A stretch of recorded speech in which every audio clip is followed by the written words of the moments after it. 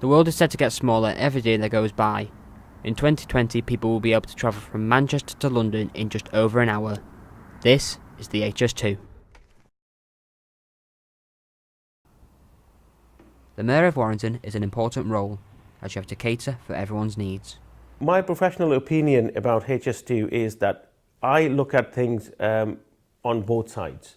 So the positive side of this HS2 project is that, it will create a lot of jobs.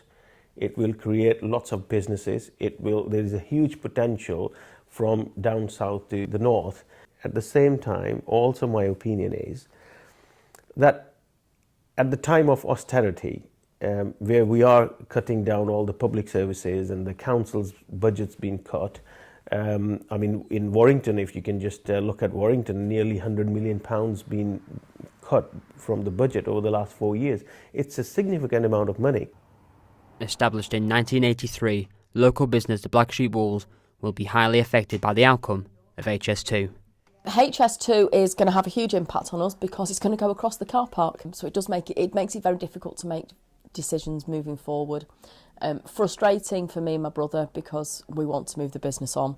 Upsetting for mum and dad because they've put their heart and soul into this. I think it's disastrous for the village. I've lived here all my life and there's going to be a huge bridge and this road outside doesn't exist any longer. And I can't see any benefits for Culture Thorcroft at all. And like I said, I've lived here since I was 3 years of age. So I just think from that point of view it's really upsetting.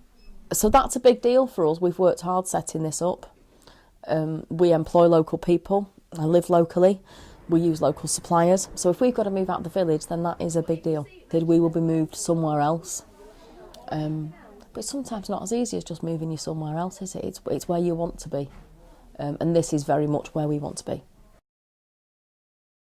Croft Filters, a business on Taylor Business Park, was originally going to be affected by HS2. HS2, I can't remember the exact date, but it would have been on news. It would have been a news item, and probably quite an important news item at the time. My thoughts were, initially I thought it was going to be very dear for what benefits we're going to get out of it. But the more I've thought about it, the more I believe it's probably the right way to go. I think the benefit's going to be more on moving freight than people. And the aspect of the speed to get to London, it is good, but it will not benefit me in any way. Benefit me in a very small way because I don't get down to London that much. Taylor Business Park was originally going to be affected by HS2. However, due to a change in direction, now the park won't be affected as much as it was going to be. We first heard about HS2 on the day the route was announced. We've always been a good proponent of HS2, very firmly for it. But when the route was announced and we checked the route, we discovered it went corner to corner through the business park itself, pretty much wiping us off the map. HS2, I firmly believe, is very, very useful for the country. It's and for the north especially. Crewe being the hub and the gateway, they call themselves. Cheshire's now the gateway to the northern powerhouse. The fact that Warrington doesn't get a high-speed station isn't that big an issue because it does actually still get a classic compatible train, which will hop on to the line at Crewe from Warrington and head down to London. I certainly am pro HS2.